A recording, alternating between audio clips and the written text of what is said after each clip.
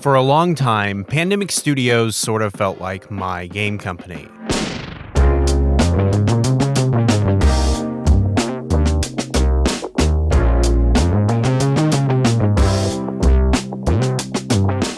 From opening up a copy of Battlefront II on the Christmas we got our PlayStation, all the way to picking up the Saboteur shortly after release, knowing full well it was their last game, Pandemic Studios was the first developer I really fell in love with, whose releases I anxiously awaited, and whose gap is still felt in the types of games I play. But Pandemic was also the first studio to break my heart. For every Arcane Austin, Volition, or Visceral, I think of Pandemic first. So while a lot of stories on this channel are about things I enjoyed or wish would have came out, not many feel this personal. It's hard to separate them from playing Mercenaries 2 after school, or revisiting the Saboteur for a long-gone review show in college. Even taking a look at the first year of Luxstat, it's obvious that Pandemic's work was still on my mind. Nostalgia aside though, they're a studio that still deserves to be remembered. From their military simulations, GTA-style open worlds, and Star Wars games that are still being played and modded to this day. So it's time we take a look at the history of Pandemic Studios.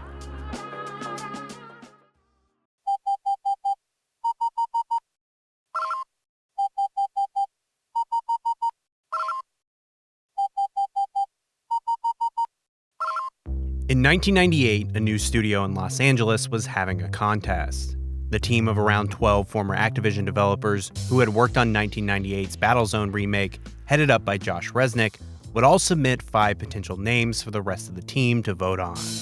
2 came out on top, Seismic and Pandemic.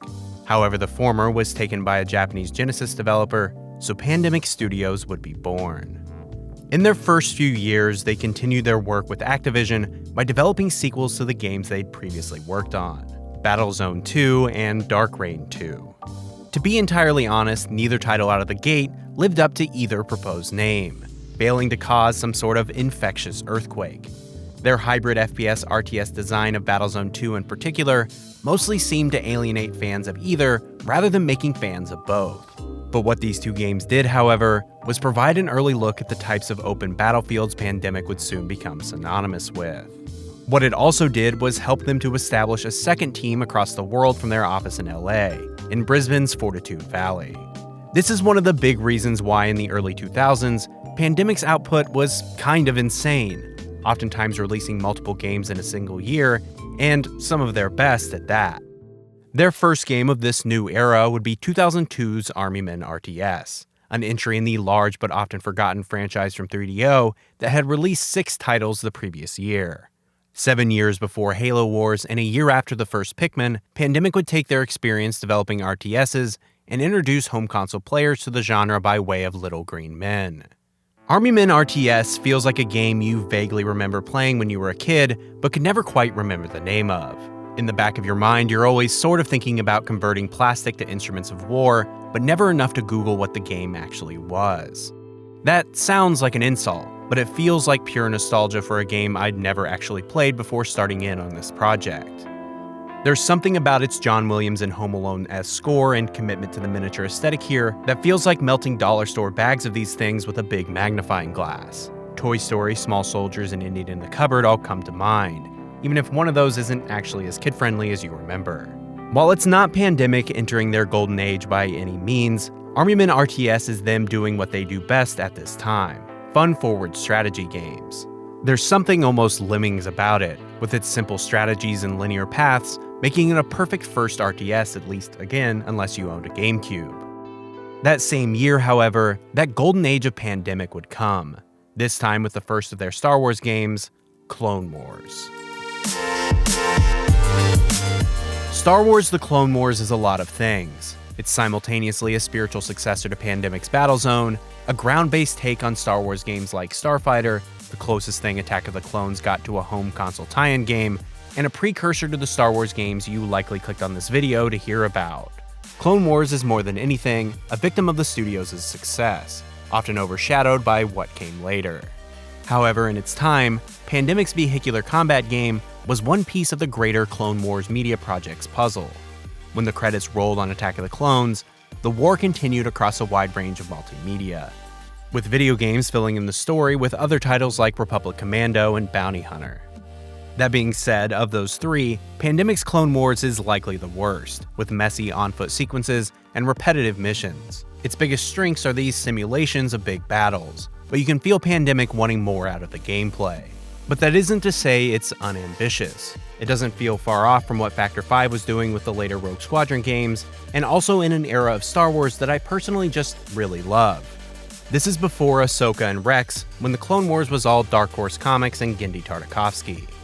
And as much as I enjoy the 3D era, Pandemic's Clone Wars feels like a key part to the story, sitting in a similar place as Lucasfilm's other multimedia projects, such as Shadows of the Empire and The Force Unleashed. But Clone Wars is probably most important in establishing a long-term relationship with LucasArts, giving them an opportunity to introduce their two most famous games. But first, a detour. In the early 80s, the US Department of Defense was expanding into video games, seeing the virtual world as the training ground of the soldiers of the future. 2 decades later, when the newly founded Institute of Creative Technology would reach out to Sony, looking for studios to help develop a high-fidelity game-like squad simulator, a former college friend of CEO Josh Resnick would recommend Pandemic. Before the release of Clone Wars and even 9/11, Pandemic would work hand-in-hand with the government to develop the game that would become Full Spectrum Warrior, overhauling its aesthetic to resemble the Middle East in the wake of the newly developing conflict, and being much more focused on tactical squad commands with simulation-level physics and damage. In order to give the new studio a hit, and in order to appease Microsoft, who required a commercial product for a license to develop on the Xbox, the project, dubbed internally as C-Force, would be repackaged, gamified, and sold to THQ for publishing. Full Spectrum Warrior feels like something between XCOM and the original Rainbow Six. Calling it gamified really means it's not as difficult, death isn't quite so permanent, and there's something resembling a story here. There's still a meticulous, realistic edge to it that makes Full Spectrum Warrior fascinating, if not fun in a traditional sense. But it's also a weird cross-section of that time, with its picturesque shots of Apaches over war-torn Middle Eastern cities, and characters that only speak in military jargon and synonyms for hell yeah. It's hard to think of another word other than gung-ho, in a distinctly 2003 sort of way. Later games from Pandemic will also be influenced by the then newly developing War on Terror, but from its roots as a government simulator to its dry recreations of squad movements, it feels ripped from the headlines of 20-odd years ago with almost no romanticization. War, in reality, isn't Call of Duty. It's long stretches of nothing, punctuated by brief moments of chaos. And really no other game has captured that quite so well.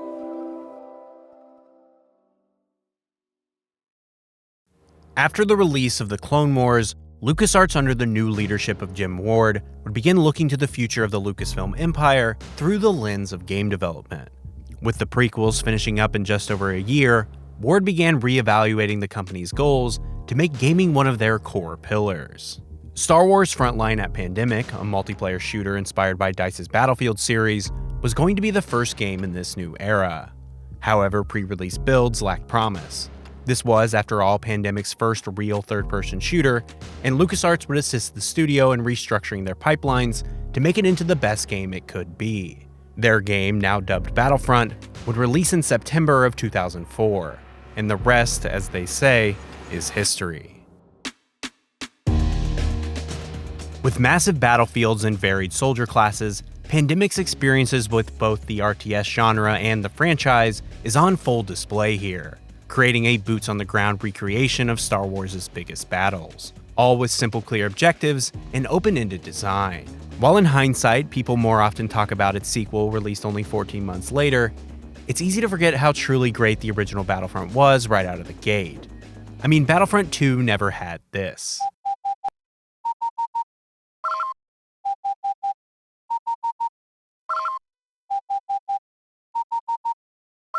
But it also didn't have on-planet dogfighting, never-before-seen on-screen planets, and of course, Phase 1 clone troopers outside of Geonosis. Like Clone Wars, it's a game that feels huge, with the simple goal of making the player feel like both a commander and a single troop in one of 4 grand armies, while also being just pure fun, and easy to pick up with tight controls that are night and day compared to the on-foot combat they were doing just a year prior. While Battlefront was intended much more as a multiplayer experience, and design documents would show that much of the planned single-player progression was cut down, for me, both Battlefronts are games I've enjoyed almost exclusively solo, enjoying the easy-to-play a couple rounds and 30 minutes of instant action more than anything. That isn't to say there aren't rough edges, however, especially for someone like me who played the second one first. Command post placement feels designed less around strategically moving through the map, and more on each faction starting on opposite ends and pushing directly towards each other, resulting in areas where AI gets bogged down in skirmishes where little actual progress is being made. Bespin Platforms, while being one of my favorites cut from the sequel, is one of the biggest victims of this. Ship-to-ship combat as well, while cool, just leaves a lot to be desired that would be found in the full space battles of its successor. They also suffer from the clone army being a bit new, and not having iconic ships like their ARC 170s just yet. But Battlefront 1 was the start of Pandemic at their best. It's a game still being played and talked about frequently to this day, with well-balanced classes and endlessly replayable gameplay that led to a sequel that's a strong contender for the best Star Wars game ever, and a reboot that would ironically end up in the hands of the developer that inspired it. The following year, in 2005, Pandemic would release a whopping 3 games, 2 original IP, and 1 Battlefront sequel, making it one of the strongest 12-month runs ever seen from any developer. The first was Mercenaries: Playground of Destruction. The ideas for Mercenaries would start in early 2001, when Electronic Arts would reach out to the team to discuss a 3D reboot for their 90s hit Desert Strike. When negotiations with EA would fall through, Grand Theft Auto 3 would be released, and America's 2 wars in the Middle East would begin, their ideas would change, letting the player land their helicopter and hunt down a deck of 52 of North Korea's high-value targets, inspired by the real-life manhunt for Osama bin Laden and the real-life playing card decks handed out to American soldiers during the 2003 invasion of Iraq. Despite the heavy and real-world subject matter, Pandemic would also turn to a sort of fantastical view of military contractors for the basis of their new GTA-style open world, wanting to give players a character who could work for any faction and use any tool they saw fit in the playground of destruction.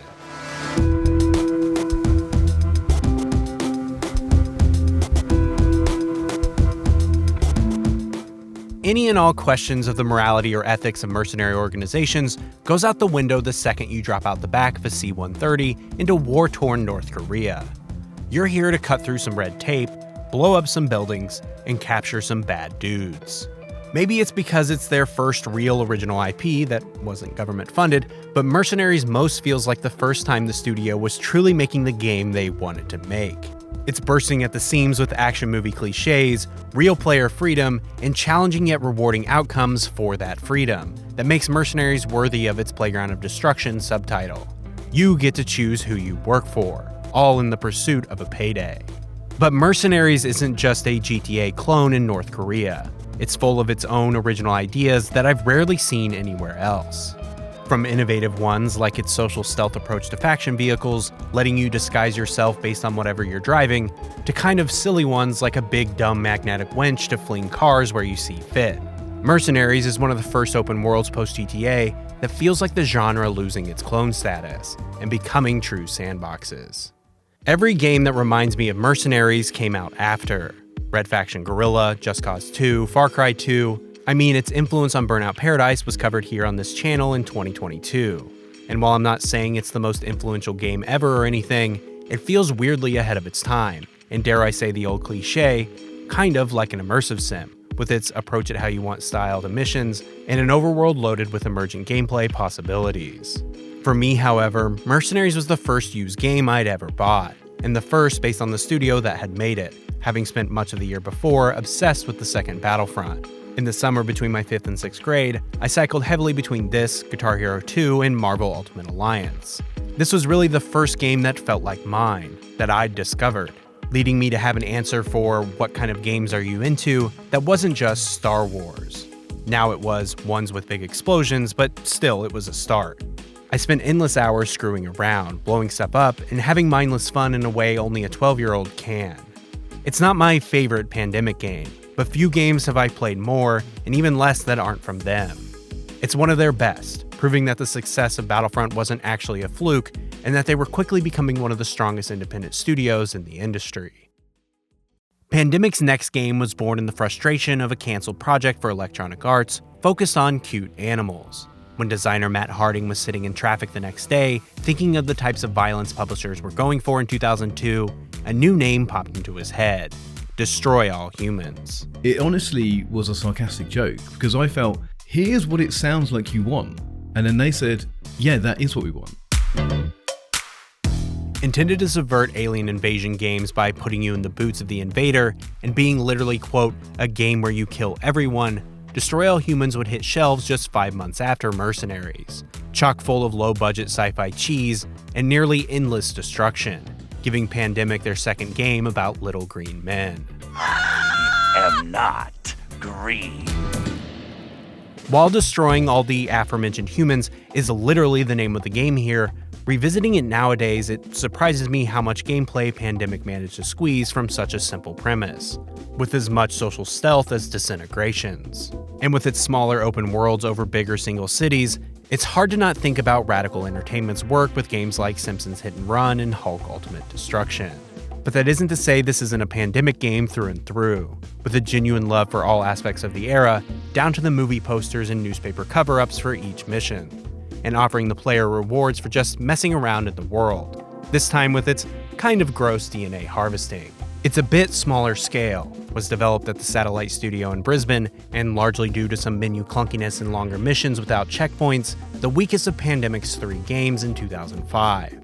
But that's more of a testament to the quality of the other 2 than Destroy All Humans. The series would become a key part of publisher THQ's future, alongside games like Red Faction and Saints Row, when the licensed game bubble would burst. Its sequel, released in 2006, would move forward to a new time period in the 1960s, creating a sort of Assassin's Creed by way of Mars attacks, while still maintaining its light charm even when the series would be passed off to new developers.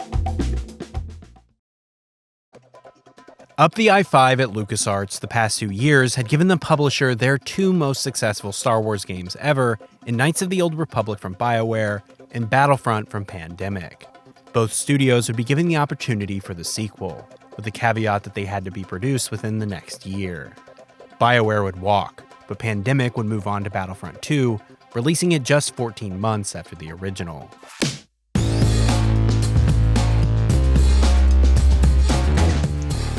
Battlefront II feels bigger in almost every way. For a sequel that reused quite a few maps and assets and was developed in such a short time frame, it's surprising how much more is here. Single player, which admittedly needed more work, gets the biggest push, with a full campaign told from the perspective of a clone veteran as the Republic became the Empire.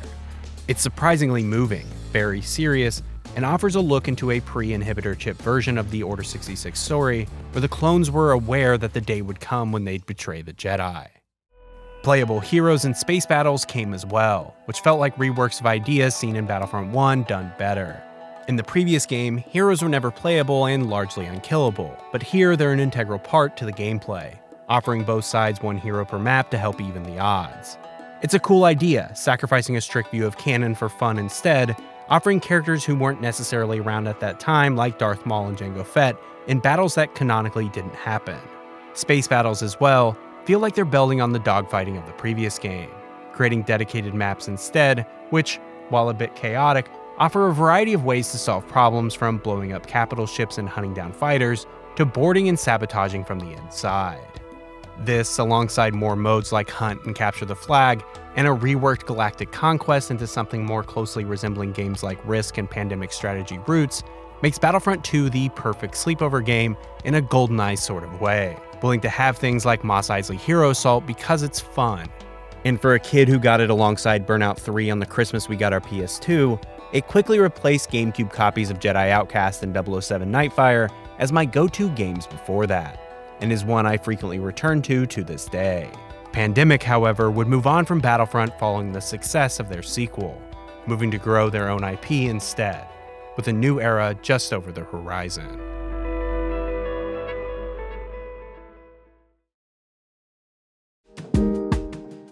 In the wake of Pandemic's growing success, private equity fund Elevation Partners, which was co-founded by former Apple CFO Fred Anderson and former Electronic Arts COO John Riccitello, would invest heavily in a new partnership, combining Pandemic Studios with Canadian developer Bioware into one group.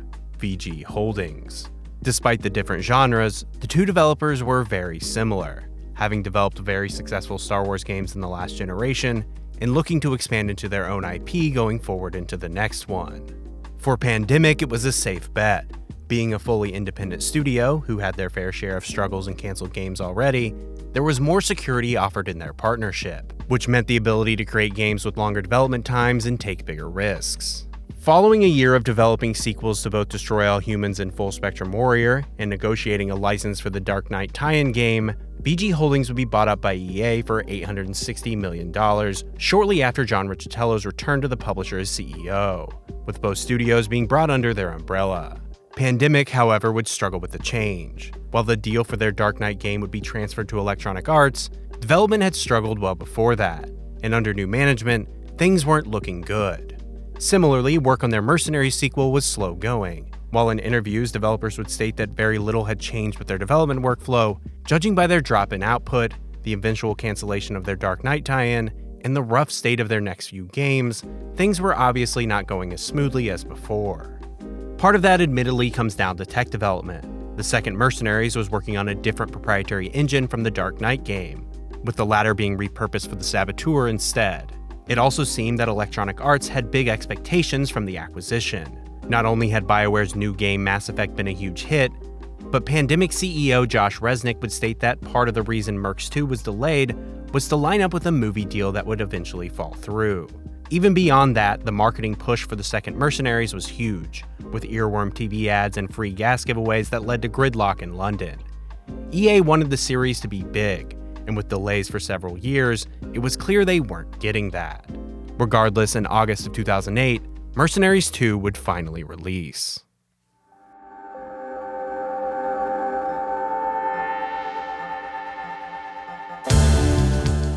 Of all the games talked about here, Mercenaries 2 is the one that's hardest to separate from my nostalgia.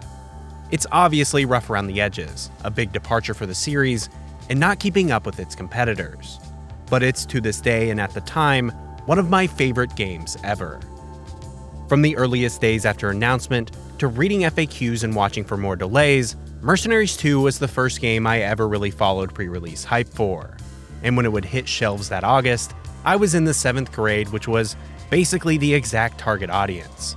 So I'd show up to Walmart and buy it day one on PlayStation 2, which was instead developed by Artificial Mind and Movement and was kind of a weird demake. But a year later, when our family got a 360, the day after Christmas I'd walk into a GameStop and pick up the full version, and finally experience what I'd looked forward to for so long. And I fucking loved it. This was before I'd played a Grand Theft Auto or anything resembling an RPG, and my tastes were still just games with explosions like before. And now, all these years later, I still enjoy it, still remember its odd quirks, the way you slide when you aim or that a fall will never kill you, or just how to handle its wonkiest of physics. It's a frankly charming crappiness that has led me to endlessly play the blank is good actually type games. The types of titles I've spent almost 3 years covering. Weird disasters, games that feel like miracles, and everything in between. That being said, Mercenaries 2's problems are still pretty blatant. For one thing, one of the biggest appeals of Mercenaries 1 was open world freedom, and hunting down the deck of 52. Working for factions provided information that pointed you in the right direction of targets, but hunting down the number cards was the main way to progress.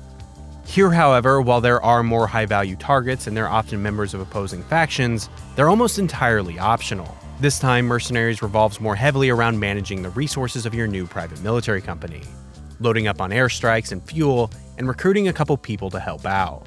There's no real choice or customization in this, however. No GTA 5 high-style risk versus reward where different crew members get different payouts and vary in quality of work. They're all just other missions to be done in the world. The more open work for whoever you choose is missing here too. There's never an opportunity to work for more than 2 factions at a time, and until the Allies and Chinese get involved, they're all required. Even groups like the Pirates seem to be the victim of cut content. They have no story missions at all. It's structurally a lot less ambitious, likely due to how many eyes were now on it, and how much time and money was spent trying to get it over the line. There's still a lot of good here though. There's more to do and quite a bit of freedom to how you approach objectives. And with new features, some of which are good like the grappling hook for hijacking helicopters, and some of which are not so good like its QuickTime events, It's a game that was trying to be Pandemic's flagship franchise, with developers going as far as to mention their intentions for future games even before release.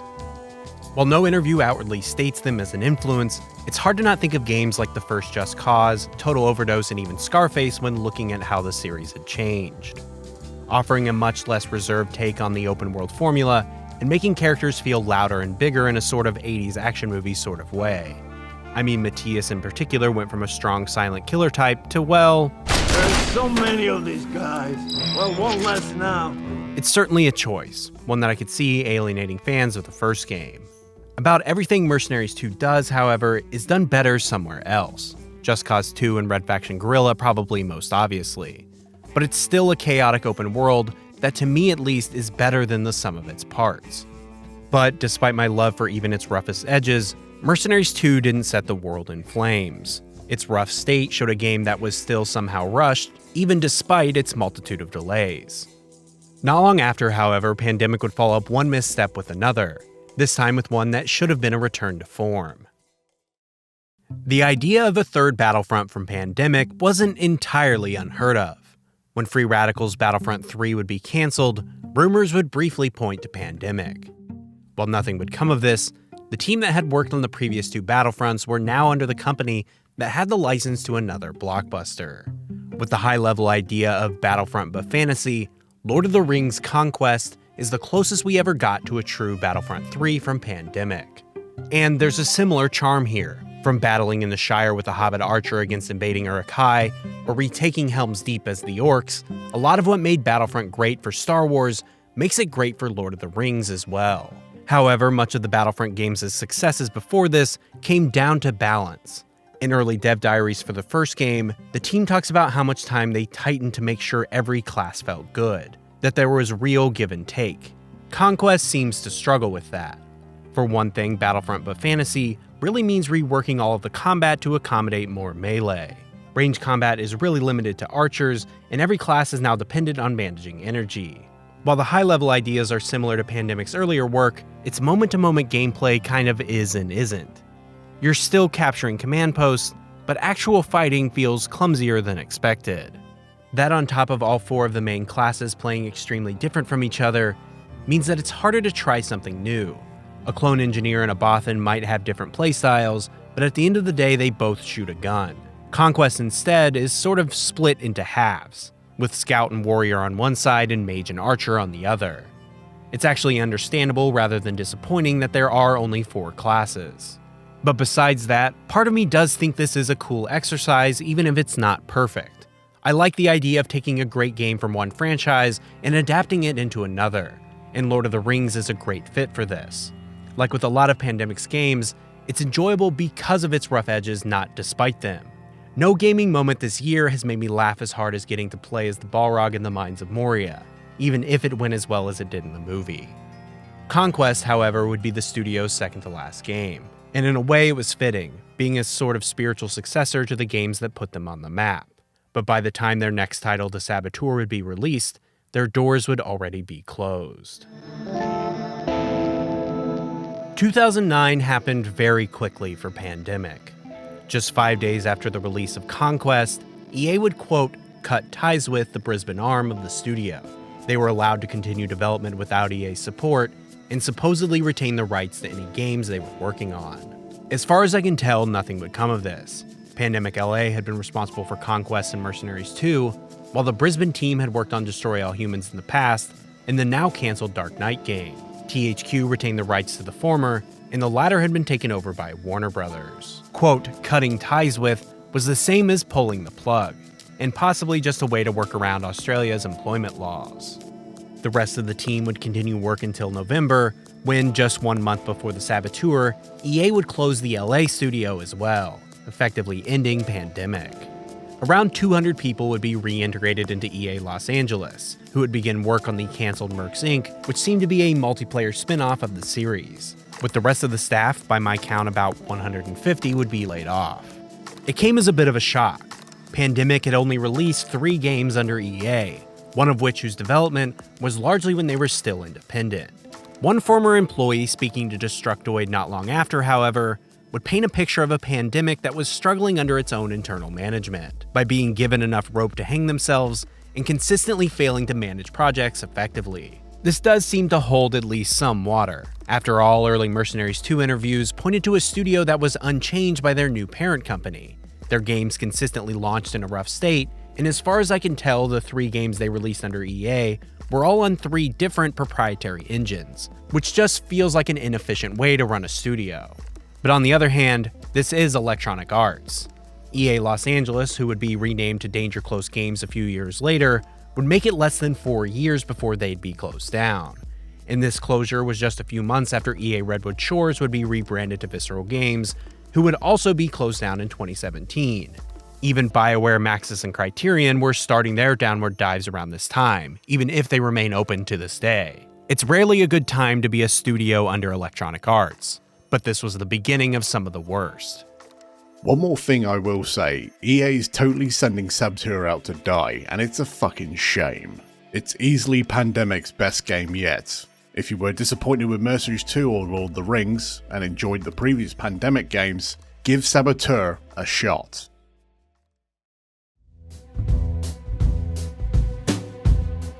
The Saboteur would release in December of 2009, and it's hard to deny that, despite everything, that anonymous quote was right.